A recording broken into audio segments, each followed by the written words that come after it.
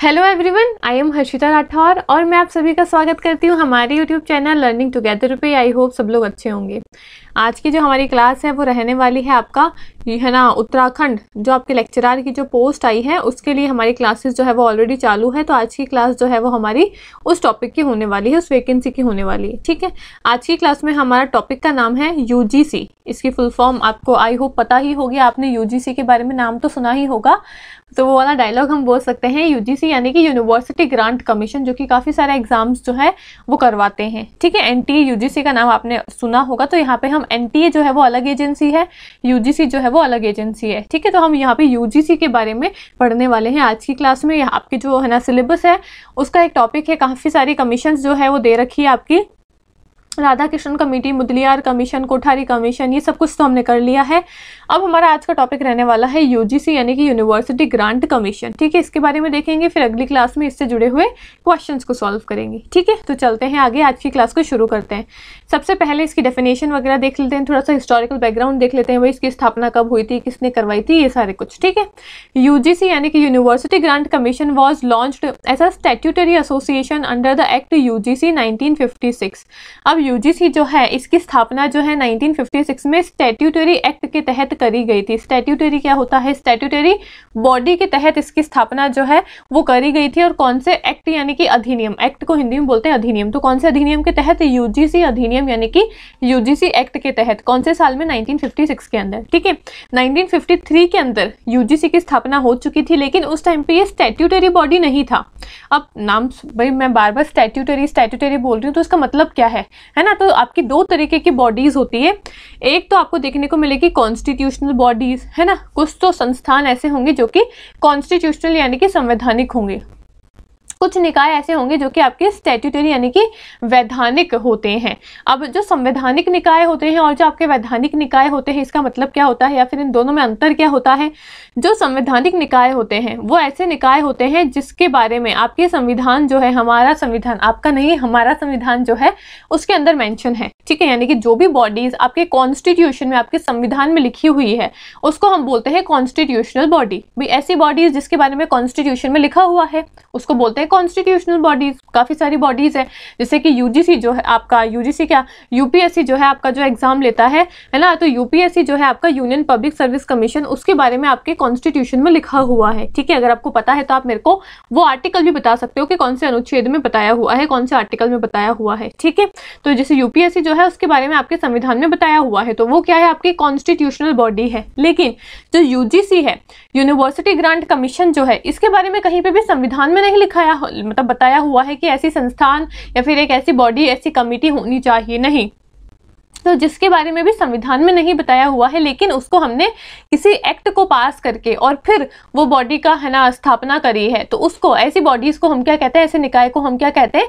Statutory bodies, यानी कि आपका वैधानिक निकाय। लेकिन जो निकाय आपके संविधान में लिखे हुए हैं, जिनके बारे में संविधान में कहीं ना कहीं आपका कोई ना कोई प्रावधान है, कोई ना कोई अनुच्छेद है, कोई ना कोई भाग है, जो संविधान के अंदर बताए हुए बॉडीज है, जो संविधान में बताई हुई निकाय है, उसको हम बोलते हैं संवैधानिक निकाय यानी कि कॉन्स्टिट्यूशनल बॉडीज। ठीक है, अब कंफ्यूजन नहीं रहेगा आई होप। तो जब भी मैं बोलूँ कि स्टैट्यूटरी बॉडी है तो समझ जाना कि इसके बारे में संविधान में नहीं बताया हुआ है। ठीक है, ये क्या है? ये वैधानिक निकाय है जिसको हमने लॉ को पास करके फिर बनाया है, कोई एक्ट हमने पास किया है, कोई अधिनियम पास किया है और उस अधिनियम के तहत इस बॉडी की स्थापना करी। जैसे मैंने बताया कि यूजीसी एक्ट है ना, एक यूजीसी एक्ट है, इस एक्ट के तहत हमने यूनिवर्सिटी ग्रांट कमीशन जो है, यूजीसी जो है, इसकी स्थापना करी है। अब यूजीसी एक्ट क्या है, कहाँ है, क्या नहीं है, इसके बारे में कहीं पे भी आपको संविधान में लिखा हुआ नहीं दिखेगा। हमने एक एक्ट बना लिया, हमने यानी कि हमने मतलब पार्लियामेंट ने, संसद ने। ठीक है, तो पार्लियामेंट ने एक एक्ट बनाया, एक अधिनियम बनाया जिसका नाम रख दिया यूजीसी एक्ट।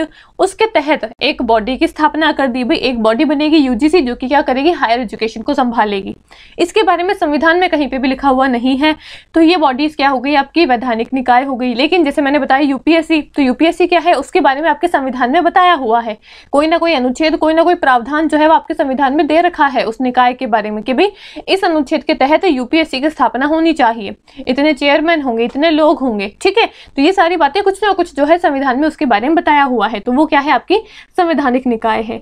तो मैं बोल रही हूँ कि यूजीसी क्या है, आपका यूजीसी जो है आपकी स्टैट्यूटरी यानी कि आपका वैधानिक निकाय है, इसके बारे में संविधान संविधान में कहीं पे भी नहीं बताया हुआ है। ठीक है, आई होप अब कभी भी कंफ्यूजन नहीं होगा। कोई भी बोलेगा कि ये आपकी है ना वैधानिक निकाय है या फिर ये आपका संवैधानिक निकाय है, तो समझ जाना कि उसका मतलब क्या है। ठीक है, तो यूजीसी की जो स्थापना है वो तो 1953 के अंदर ही हो चुकी थी, लेकिन 1956 में हमने इसको क्या बना दिया, हमने इसको बना दिया वैधानिक निकाय। वैधानिक निकाय कैसे बनाते हैं, कोई भी एक्ट को पास करके, कोई भी अधिनियम को पास करके। ठीक है, तो 1956 में ये बन गया आपका स्टैट्यूटरी बॉडी, आपका वैधानिक निकाय। ठीक है, it make sure to synchronise, define and sustain higher education norms in the country.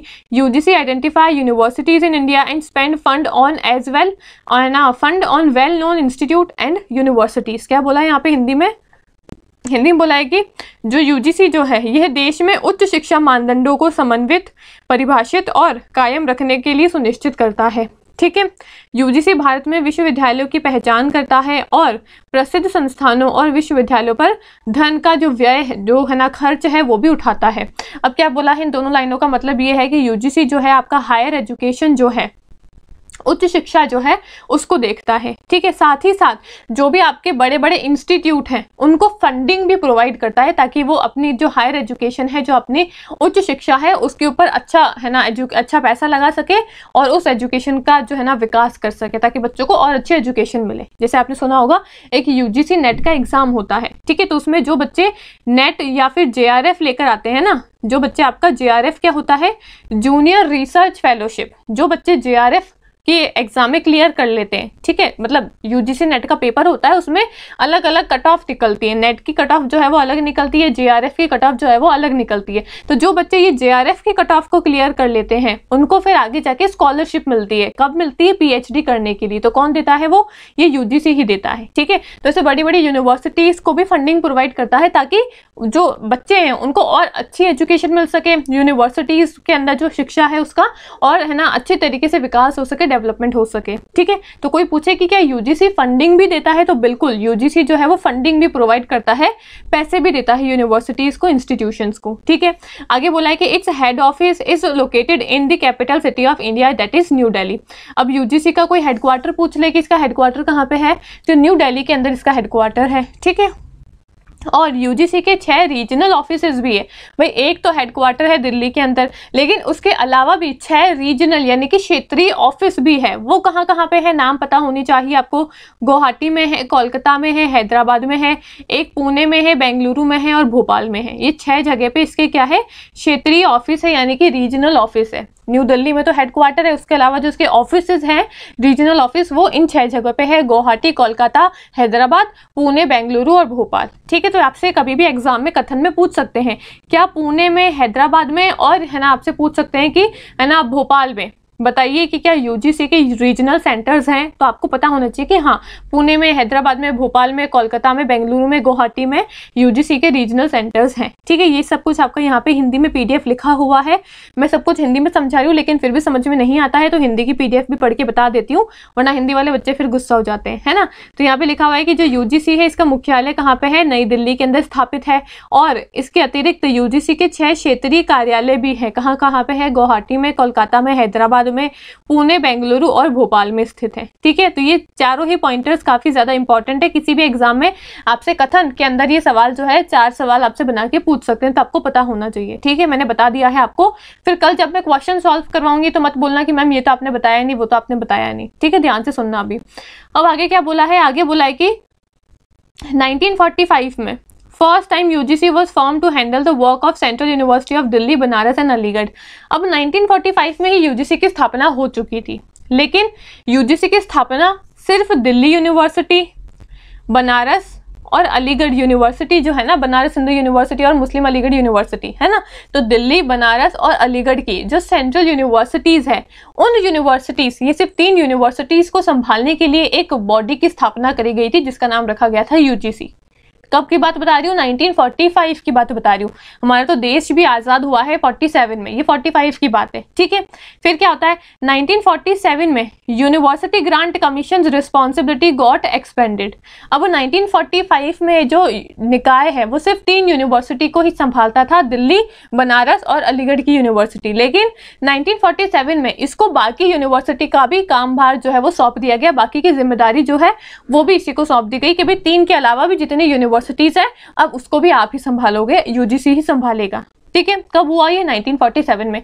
सारी कहानी याद रखनी है, डेट्स याद रखनी है, क्योंकि एग्जाम में कहीं पे भी कोई भी कथन आपसे पूछ सकते हैं। तो 45 में क्या हुआ, 47 में क्या हुआ, 49 में क्या हुआ, 53 में, 56 में, सब कुछ पता होना चाहिए और कहानी के रूप में याद करोगे तो याद हो जाएगा। ठीक है, आगे बढ़ते हैं। आगे क्या बोला है? 1949 में क्या हुआ? A proposal was created to rebuild the UGC equivalent to the United kingdom. अब यूनाइटेड किंगडम जो यूके है उसके बराबर जो यूनिवर्सिटी है उसको है ना यूजीसी को उस यूनिवर्सिटी के बराबर बनाने के लिए एक नया प्रपोजल लेकर आए 1949 में। यानी कि सिंपल सी बात है कि यूजीसी को और बेहतर बनाने के लिए एक नया प्रपोजल लेकर आए 1949 के अंदर। फिर 1952 के अंदर क्या हुआ? The government finally decided that UGC would handle all donation to higher education organisation and universities. अब 1952 में 1952 में क्या हुआ? गवर्नमेंट ने सोचा कि यूजीसी जो है जितना भी पैसा आता है हायर एजुकेशन के लिए, भाई सरकार जो भी टैक्स वगैरह लेती है उसका कुछ हिस्सा तो अपनी एजुकेशन के लिए भी देती ही है ना, तो एजुकेशन के लिए जो भी डोनेशन आता है, जो भी खर्च पैसा वगैरह आता है, वो सारे पैसे को भी कौन संभालेगा? कौन सी एजुकेशन? Higher education. यूजीसी जो है वो आपके हायर एजुकेशन को ही संभालती है, इस बात को याद रखना है आपको। ठीक है, तो हायर एजुकेशन में जो भी पैसा आ रहा है, जो भी डोनेशन आ रहा है, उसको संभालने की जिम्मेदारी भी किसकी है? यूजीसी की ही है। ये कब फाइनल किया गवर्नमेंट ने? 1952 के अंदर। ठीक है, अभी फिर से मैं एक्सप्लेन कर दूंगी सारी कहानी, आपको चिंता मत करो, एक बार सारे पॉइंटर्स समझ लो। ठीक है, फिर 1953 में क्या हुआ? UGC came into existence during an inauguration held by Maulana Abul Kalam Azad on 28 दिसंबर 1953। अब 1953 में यूजीसी की स्थापना कर दी गई थी कि यूजीसी सारी यूनिवर्सिटीज को संभालेगा, हायर एजुकेशन में जो भी पैसा आ रहा है, जो भी डोनेशन आ रहा है उसको भी संभालेगा। ठीक है, 1956 में UGC evolved as a statutory institution upon the enacting university grant commission act 1956। बताया था मैंने कि स्टैट्यूटरी बॉडी क्या होता है, तो 1956 में यूजीसी को एक स्टैट्यूटरी बॉडी बना दिया गया यूनिवर्सिटी ग्रांट कमीशन एक्ट के तहत, अधिनियम के तहत। ठीक है, इतनी कहानी है जो आपको याद रखनी है, ये नीचे के पॉइंटर्स इतने इंपॉर्टेंट नहीं है। 1994-1995 में UGC decentralised its function by establishing 6 provincial headquarters. जो 6 रीजनल हेडक्वार्टर्स है वो मैंने आपको बता ही दिया है, गुवाहाटी में है, भोपाल में है, पुणे में है, हैदराबाद में है, और अलग अलग जगह पे जो भी 6 इसके रीजनल सेंटर्स है वो मैंने आपको बता दिए हैं। ये कब हुआ? 1994-1995 के अंदर। ठीक है, फिर 2015 में क्या होता है? Indian government set a national institutional है ना ranking framework NIRF which ranked all academic universities by 2016। ये इतना जरूरी नहीं है, लेकिन आपसे क्या पता पूछ ले कि भाई NIRF की जो रैंकिंग होती है, NIRF की जो रैंकिंग होती है इसकी फुल फॉर्म क्या है? सबसे पहले तो आपको ये पता होनी चाहिए। NIRF यानी कि नेशनल इंस्टीट्यूशनल रैंकिंग फ्रेमवर्क कब आया था? ये 2015 में ये रैंकिंग फ्रेमवर्क आया था, लेकिन 2016 में इसने अपनी सबसे पहली रैंकिंग जो है वो दी थी। अब ये रैंकिंग किसको देता है? यूनिवर्सिटीज को देता है कि भाई कौन सी यूनिवर्सिटी सबसे ऊपर है, फिर उससे नीचे है रैंकिंग, तो हमको पता ही है क्या होती है। तो रैंकिंग देने का काम कौन करता है? National institutional ranking framework NIRF इसको हम कहते हैं। 2015 में आया था, 2016 में इसने सबसे पहली रैंकिंग अपनी दी थी। और फिर 2022 में जगदीश कुमार जो है वो यूजीसी के चेयरमैन बने थे, जो कि अभी तक भी यूजीसी के ही चेयरमैन है। 2022 से 2025 आ गया है, आज तक भी यूजीसी के चेयरमैन कौन है ना? मम्मी डला जगदीश कुमार जी। ठीक है, सारे पॉइंटर्स मैंने बता दिए हैं। समझ में नहीं आता है तो फिर से बता देती हूँ, इस बार हिंदी में बता देती हूँ। ठीक है, सबसे पहले क्या हुआ? 1945 में क्या हुआ? पहली बार यूजीसी का गठन हुआ, लेकिन क्या कहा गया? दिल्ली, बनारस और अलीगढ़ की जो केंद्रीय विश्वविद्यालय है उसको संभालने का काम बार सिर्फ 3 यूनिवर्सिटी को संभालने का काम इसको सौंपा गया। फिर 1947 में विश्वविद्यालय ने विश्वविद्यालय को जितने भी बाकी के इंस्टीट्यूशंस है, मतलब जो यूजीसी है उसको बाकी के विश्वविद्यालयों को संभालने की भी जिम्मेदारी 1947 में दे दी गई। 45 में तो सिर्फ 3 यूनिवर्सिटी को ही संभालेगी, दिल्ली, बनारस, अलीगढ़। 47 में कहा कि भाई जितनी और यूनिवर्सिटीज है उसको भी आप ही संभाल लो। किसको कहा? यूजीसी को कहा। कब कहा? 1947 में कहा। ठीक है, 1949 में क्या कहा कि भाई हमको यूजीसी को और अच्छा बनाना है, तो उसके लिए एक नया प्रपोजल जो है वो निकालते हैं और यूजीसी को और बेहतर बनाना है। इंटरनेशनल लेवल पे जो यूनिवर्सिटीज है, यूएसए में, यूके में जितनी भी यूनिवर्सिटीज है उसके बराबर हमको यूजीसी को बनाना है। तो उसके लिए एक नया प्रपोजल जो है वो तैयार किया गया। ठीक है, एक नया प्रस्ताव तैयार किया गया।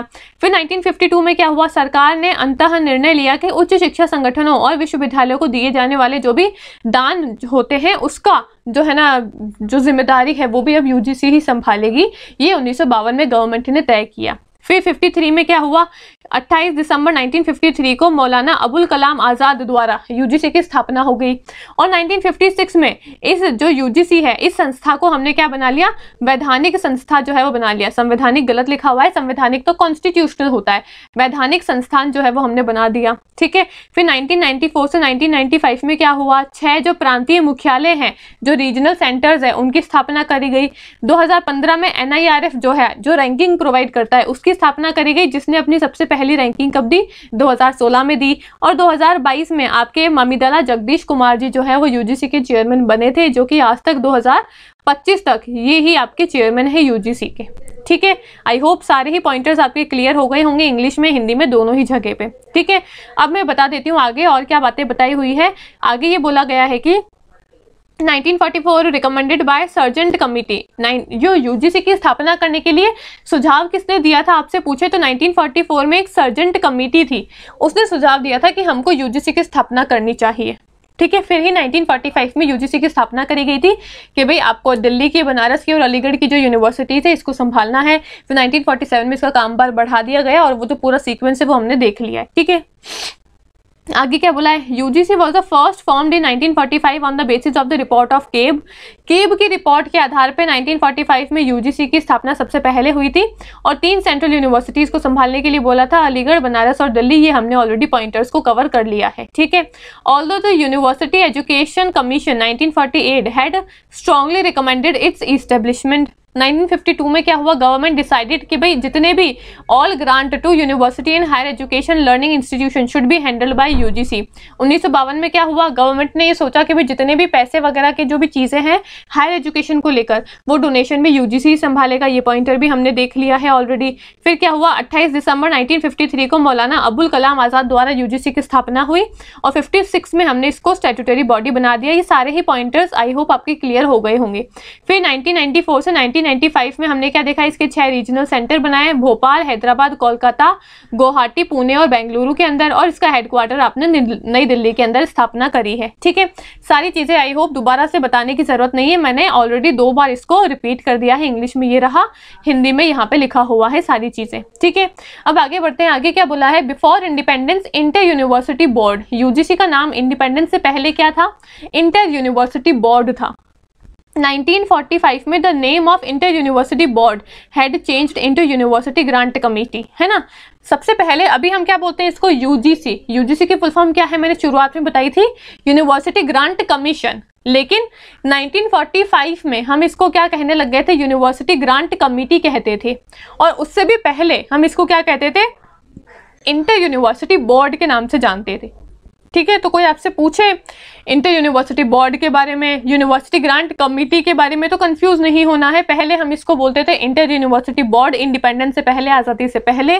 1945 में इसका नाम बदल के हमने रख दिया यूनिवर्सिटी ग्रांट कमेटी, और अब हम इसको क्या कहते हैं, यूनिवर्सिटी ग्रांट कमीशन। ठीक है, आफ्टर इंडिपेंडेंस 1953 में the name of university grant committee को चेंज कर दिया और क्या रखा गया, यूनिवर्सिटी ग्रांट कमीशन। तो इंडिपेंडेंस से पहले क्या कहते थे, हिंदी में यहाँ पे लिखा हुआ है कि स्वतंत्रता से पहले तो हम इसको अंतर विश्वविद्यालय बोर्ड के नाम से जानते थे। 1945 में अंतर विश्वविद्यालय बोर्ड का नाम बदल के हमने रख दिया विश्वविद्यालय अनुदान समिति। और 1953 में स्वतंत्रता के बाद में जो आपका विश्वविद्यालय अनुदान समिति है, इसका नाम बदल के हमने रख लिया विश्वविद्यालय अनुदान आयोग। ठीक है, तीनों एक ही चीज है जो कि है आपकी यूजीसी, लेकिन कंफ्यूज नहीं होना है, इसके अलग अलग नाम है। इंडिपेंडेंस से पहले बाद में, और मतलब इंडिपेंडेंस से पहले कुछ और इंडिपेंडेंस के बाद में कुछ और। ठीक है, आई होप सारी चीजें क्लियर हो रही है। अब इसकी कॉम्पोजिशन देखते हैं। कॉम्पोजिशन मतलब इसमें कितने कितने लोग हैं, क्या क्या चेयरमैन है, क्या क्या लोग हैं, उसको देखते हैं। तो इसमें टोटल 10 मेंबर्स होते हैं। एक तो चेयरमैन होता है, 9 आपके अन्य सदस्य होते हैं। ठीक है, तो 9 अन्य सदस्य में भी कौन कौन होते हैं, 3 तो वाइस चांसलर होते हैं, 2 आपके होते हैं ऑफिसर ऑफ यूनियन गवर्नमेंट के, और 4 होते हैं आपके एमिनेंट एजुकेशनलिस्ट। ठीक है, टोटल 10 लोग होते हैं यूजीसी के अंदर, जिसमें से एक तो हो गया आपका चेयरमैन, बचे 9 आपके अन्य सदस्य। अब 9 में से भी 4 आपके एमिनेंट एजुकेशनलिस्ट होते हैं, 3 आपके वाइस चांसलर्स होते हैं और 2 आपके कौन होते हैं, ऑफिसर ऑफ यूनियन गवर्नमेंट। यहाँ पे हिंदी में पूरा चार्ट बनाया हुआ है कि 10 सदस्य होते हैं, 1 अध्यक्ष होते हैं और 9 अन्य सदस्य होते हैं। अब 9 अन्य सदस्य में भी कौन कौन होते हैं, 4 होते हैं आपके प्रख्यात शिक्षा के, जो भी प्रख्यात लोग होते हैं ना शिक्षा में, वो लोग होते हैं, 2 आपके संघ सरकार के अधिकारी होते हैं और 3 आपके कुलपति यानी कि वाइस चांसलर्स होते हैं। ठीक है, यूजीसी की पूरी संरचना आपको याद रखनी। पूछ सकते हैं कि क्या यूजीसी में 9 लोग होते हैं क्या, तो 9 नहीं होते हैं, 10 होते हैं। पूछ सकते हैं कि यूजीसी में क्या 2 चेयरमैन होते हैं क्या, तो 2 नहीं होते, 1 होते हैं, बाकी 9 सदस्य होते हैं, टोटल मिला के 10 लोग हो गए आपके। ठीक है, आगे बढ़ते हैं। फर्स्ट चेयरमैन ऑफ यूजीसी कौन था, इंपॉर्टेंट क्वेश्चन है, आपसे पूछ सकते हैं कि डॉक्टर शांति स्वरूप भटनागर 1953 से 1955 में बने थे यूजीसी के पहले चेयरमैन, है ना। फर्स्ट चेयरमैन ऑफ यूजीसी जो स्टैट्यूटरी बॉडी है उसके थे आपके सीडी देशमुख। अब ध्यान में रखना, आपसे ये पूछे कि यूजीसी के पहले चेयरमैन कौन थे, या फिर जब यूजीसी स्टैट्यूटरी बॉडी बना उसके बाद में उसके पहले चेयरमैन कौन थे, दोनों के चेयरमैन अलग अलग होंगे, कंफ्यूज नहीं होना है। मैंने बताया था 53 में यूजीसी की स्थापना हमने करी थी, लेकिन 56 में हमने इसको वैधानिक निकाय बनाया था। तो कोई पूछे कि यूजीसी की स्थापना जब हुई उसके बाद में उसके पहले चेयरमैन कौन थे, तो आएगा आंसर डॉक्टर शांति स्वरूप भटनागर। कोई पूछे कि यूजीसी जो है जब वो वैधानिक निकाय बन चुका था, जो कि बना था 56 के अंदर, तो उसके बाद में पहले चेयरमैन कौन बने, तो आएगा आपका सीडी देशमुख, जो कि 56 से 61 तक थे, 1956 से 1961 तक थे। ठीक है, आगे प्रेजेंट के चेयरमैन कौन है, तो ये आंसर आपका बिल्कुल गलत है। धीरेन्द्र पाल सिंह तो 2017 में थे। अभी मैंने बताया कि 2022 में कौन बन गए हैं आपके, ममिदला जगदीश कुमार जी, जो कि अभी तक वही है चेयरमैन। ठीक है, थोड़े से आई थिंक ये पुरानी पीडीएफ हो सकती है ना, पुरानी स्लाइड मैंने कहीं से डाउनलोड करी होगी, तो ये आंसर जो है आपका 2017 का है। ठीक है, अब यहाँ पे सारा कुछ हिंदी में लिखा हुआ है। शांति स्वरूप भटनागर जो है यूजीसी के पहले चेयरमैन थे, लेकिन जब यूजीसी आपका वैधानिक निकाय बना तब इसके चेयरमैन कौन थे, सीडी देशमुख, और अभी वर्तमान में कौन है आपके, है ना, ममिदला जगदीश कुमार जी। ठीक है, आगे देखते हैं क्या बोला है। यूजीसी के उद्देश्य क्या क्या है, ऑब्जेक्टिव्स क्या क्या है, किन किन मुद्दों पे यूजीसी काम करता है उसको देखते हैं। ठीक है, promoting and coordinating university education, यानी कि विश्वविद्यालय शिक्षा को बढ़ावा देना और समन्वय करना। भाई एजुकेशन को बढ़ाना है, एजुकेशन में कोऑर्डिनेशन लेकर आना है, यूनिवर्सिटीज के बीच में कोऑर्डिनेशन एंड प्रमोशन करना है, वो काम किसका होता है, यूजीसी का होता है। ठीक है, आगे क्या बोला है, determining and maintaining standard of teaching, examination and research in universities. जो भी आपके विश्वविद्यालय हैं, जो भी आपकी यूनिवर्सिटीज हैं, उसमें टीचिंग, एग्जामिनेशन और रिसर्च के जो भी स्टैंडर्ड है, मानदंड है, उनको और है ना डेवलप करना है और उसकी ग्रोथ करना है, उसको और बढ़ाना है। तो विश्वविद्यालय में शिक्षण के, परीक्षण के और अनुसंधान के मानकों का है ना निर्धारण और रखरखाव करना है। ठीक है, तो एग्जामिनेशन सिस्टम पे भी ये फोकस करता है, टीचर्स के ऊपर भी फोकस करता है, साथ ही साथ रिसर्च के ऊपर भी यूजीसी फोकस करता है। ठीक है, आगे क्या बोला है, framing regulations on minimum standard of education. क्या बोला है हिंदी में, शिक्षा के न्यूनतम मानकों पर है ना विनियमन तैयार करने का काम भी किसका है, यूजीसी का ही है। Monitoring development in the field of college, है ना, कॉलेज एंड यूनिवर्सिटी एजुकेशन, है ना, disbursing grant to the universities and colleges. मैंने बताया था कि यूजीसी क्या करता है, एजुकेशन को संभालने के साथ साथ ग्रांट्स क्या होते हैं, पैसे देने का काम जो होता है ना, जो अनुदान देते हैं, वो अनुदान भी देने का काम किसका है, यूजीसी का ही है। ठीक है, तो यूजीसी जो है वो अनुदान भी वितरित करता है, वितरण जो है अनुदान का वो भी यूजीसी करता है, यानी कि फंडिंग जो है यूनिवर्सिटीज को वो कौन देता है, यूजीसी ही देता है, ताकि उनकी और अच्छे से ग्रोथ हो सके, डेवलपमेंट हो सके। ठीक है, विकास हो सके। आगे क्या बोला है, serving as a vital link between union and state government and institutions of higher learning. UGC क्या करता है, जो भी आपकी यूनियन और स्टेट गवर्नमेंट के जो भी इंस्टीट्यूशंस होते हैं उनके बीच में एक लिंक बनाने का काम करता है, और advising the central and state government on the measures necessary for the improvement of university education. भाई जो हायर एजुकेशन है, उच्च शिक्षा है, उसमें क्या क्या बदलाव करने हैं, क्या क्या अच्छी चीजें और लेकर आनी है, तो सेंट्रल गवर्नमेंट को, केंद्रीय सरकार को और राज्य की सरकार को यानी कि स्टेट गवर्नमेंट को सुझाव कौन देता है, यूजीसी ही देता है। किसकी बात कर रही हूं मैं, उच्च शिक्षा की बात कर रही हूँ, यूनिवर्सिटी एजुकेशन यानी कि हायर एजुकेशन की बात कर रही हूँ। ठीक है, हायर एजुकेशन में बदलाव करने हैं तो वो सारी चीजें कौन संभालेगा, हायर एजुकेशन की यूजीसी ही संभालेगा, चाहे वो आपके एग्जाम से रिलेटेड हो, टीचर से जुड़ी हुई हो, रिसर्च से जुड़ी हुई हो, पैसों से जुड़ी हुई हो, कोई भी बदलाव करना है, कुछ भी करना है, नई गाइडलाइन वगैरह कुछ भी लेकर आनी है, तो उच्च शिक्षा से जुड़ी हुए सारे काम यूजीसी ही करेगा। बस एक बात को रट लो आप तो। ठीक है, तो ये सारे उद्देश्य हो गए।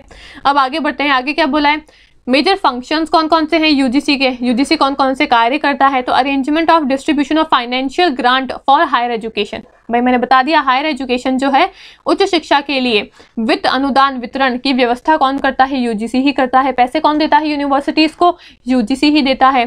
Provide affiliation and cancelled affiliation, भाई कोई भी यूनिवर्सिटी को संबंधिता अगर देनी है या फिर संबंधिता को रद्द करना है तो वो भी कौन करता है, यूजीसी ही प्रदान करता है। जैसे आपने सुना होगा कि यूजीसी ने ये यूनिवर्सिटी जो है इसको इनवैलिड अमान्य घोषित कर दिया, तो अब कोई भी यहाँ से पढ़ेगा तो उसकी डिग्री जो है वो अमान्य हो जाएगी। ठीक है, तो कौन सी यूनिवर्सिटी जो है वो यूजीसी से जुड़ी हुई है, कौन सी यूजीसी से जुड़ी हुई नहीं है, कौन सी यूनिवर्सिटी जो है वो यूजीसी के गाइडलाइन मान रही है, यूजीसी के गाइडलाइन कौन सी नहीं मान रही है, ये सारी चीजें देखने का काम किसका है, यूजीसी का ही होता है। ठीक है, अभी हाल ही में न्यूज आई है कि राजस्थान में 3 यूनिवर्सिटीज को यूजीसी ने इनवैलिड बता दिया है कि भाई उसके वहां से आप रिसर्च या कोई भी डिग्री करते हो तो वो आपकी अमान्य हो जाएगी, क्योंकि वो जो यूनिवर्सिटियां हैं 3 यूनिवर्सिटीज वो यूजीसी की गाइडलाइन के अकॉर्डिंग रिसर्च जो है वो नहीं करवा रही है। इसलिए तो ये सारी चीजें करवाने का काम किसका है, यूजीसी का ही है। ठीक है, आगे क्या बोला है, रिसर्च एंड रिसर्च प्रोजेक्ट्स के ऊपर काम करती है, अनुसंधान और अनुसंधान की जो परियोजनाएं होती है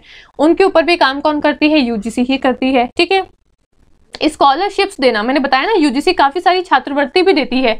एक तो हो गया आपका जेआरएफ का, मैंने बताया जो एग्जाम क्लियर करते हैं जेआरएफ का, उसको महीने के आप मानोगे नहीं लेकिन 35,000 रुपए पर मंथ, 35,000 रुपए उस बच्चे को मिलेंगे जो रिसर्च करेगा 2 सालों तक, और 2 साल के बाद में ये जो अमाउंट है ना 35,000 का, ये बढ़ के आपका 42 यानी कि 42,000 हो जाएगा। तो मतलब एक अच्छी खासी जो सरकारी है ना जॉब करने वाला इंसान है उसकी तनख्वाह भी शुरू में इतनी ही होती है, तो उसके बराबर उस बच्चे को तनख्वाह मिलती है हर महीने, वो भी 5-6 साल तक, जब तक वो रिसर्च करता है तब तक। ठीक है, तो ये जो छात्रवृत्तियां प्रदान करनी है, जो स्कॉलरशिप्स देनी है, वो भी यूजीसी ही देता है। ऐसे काफी अलग अलग नई है ना स्कॉलरशिप्स है जो यूजीसी प्रोवाइड करता है बच्चों को। ठीक है, फैकल्टी डेवलपमेंट प्रोग्राम जो है, ओरिएंटेशन कोर्सेज जो है, रिफ्रेशर कोर्सेज जो है, ये सारे कोर्सेज भी यूजीसी जो है वो प्रदान करता है।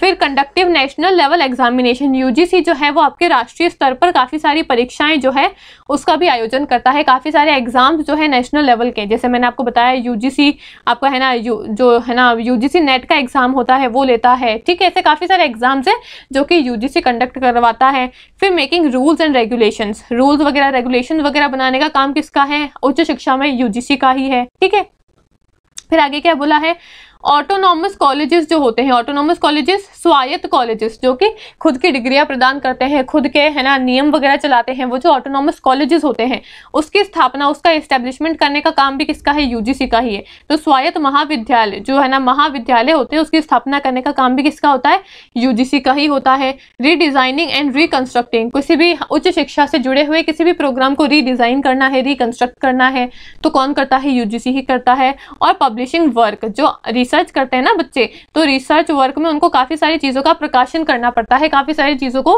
पब्लिश करवाना पड़ता है, अपने रिसर्च आर्टिकल्स को, रिसर्च पेपर्स को, है ना, काफी सारी चीजों को पब्लिश करवाना पड़ता है, तो वो भी सारे चीजें जो है वो यूजीसी ही संभालता है। ठीक है, यूजीसी में एक आती है यूजीसी की केयर लिस्ट आती है, तो बच्चे क्या करते थे, इस केयर लिस्ट में पब्लिश करवा देते थे पहले तो। अब यूजीसी ने हाल ही में 2 दिन पहले ही न्यूज आई है कि ये जो केयर लिस्ट है इसको भी यूजीसी ने अब खत्म कर दिया है कि भाई अब आप जो भी केयर लिस्ट में पब्लिश करवाते हो, प्रकाशन करवाते हो अपने रिसर्च पेपर वगैरह, वो अब यहाँ पे नहीं करवा पाओगे। तो उच्च शिक्षा से जुड़े हुए जितने भी बदलाव है, जो भी चीजें है ना, वो सब यूजीसी ही करता है। ठीक है, तो आई होप ये सारी चीजें आपको क्लियर हो गई होगी भाई यूजीसी क्या क्या चीजें करता है। ठीक है, एक छोटी सी चीज मेरे से रह गई है, वो मैं बता देती हूँ आपको कि यूजीसी के अंदर कौन कौन सी प्रकार की यूनिवर्सिटीज आती है जिसको यूजीसी संभालता है। ठीक है, तो वहां तो आपकी टोटल 4 टाइप्स की यूनिवर्सिटीज होती है, private university, deemed university, state university and central university. यानी कि यूजीसी जो है वो 4 प्रकार के विश्वविद्यालयों को विनियमित करता है। वो कौन कौन से होते हैं आपके, एक तो होती है निजी विश्वविद्यालय जिसको हम प्राइवेट यूनिवर्सिटी बोलते हैं, एक होती है मान्यत विश्वविद्यालय जिसको हम डीम्ड यूनिवर्सिटी बोलते हैं, एक होती है आपकी है ना स्टेट यूनिवर्सिटी, एक होती है आपकी केंद्रीय विश्वविद्यालय यानी कि सेंट्रल यूनिवर्सिटी। ठीक है, सेंट्रल यूनिवर्सिटीज और स्टेट यूनिवर्सिटीज तो आपने सुनी ही होगी, प्राइवेट यूनिवर्सिटी भी सुनी होगी, भाई जो प्राइवेट स्कूल होते हैं वैसे प्राइवेट यूनिवर्सिटीज भी होती है। डीम्ड यूनिवर्सिटी आपने नहीं सुनी होगी या फिर इसका मतलब आपको नहीं पता होगा। तो डीम्ड यूनिवर्सिटीज क्या होती है, जो यूनिवर्सिटी सेंट्रल यूनिवर्सिटी बनती है, वो तो चलो सेंट्रल यूनिवर्सिटी केंद्रीय विश्वविद्यालय बन गई, लेकिन कुछ ऐसी यूनिवर्सिटीज भी होती है जो कि डीम्ड यानी कि to be central university, would be central university होती है। मतलब ऐसी यूनिवर्सिटियां जो कि अभी तक विश्वविद्यालय बनी नहीं है लेकिन बनने वाली है, उसको हम बोलते हैं सेंट्रल यूनिवर्सिटी। जैसे कि आप अगर टीचर बनने वाले हो तो आपको पहले बीएड का कोर्स करना पड़ेगा, है ना। तो अभी आप टीचर बने नहीं हो लेकिन बीएड का कोर्स कर लिया, अब आप टीचर बनने वाले हो। तो वैसे ही ये यूनिवर्सिटीज वो यूनिवर्सिटीज होती है। डीम्ड यूनिवर्सिटी का मतलब होता है कि ऐसे विश्वविद्यालय जो कि विश्वविद्यालय बने नहीं है अभी तक पर बनने वाले हैं।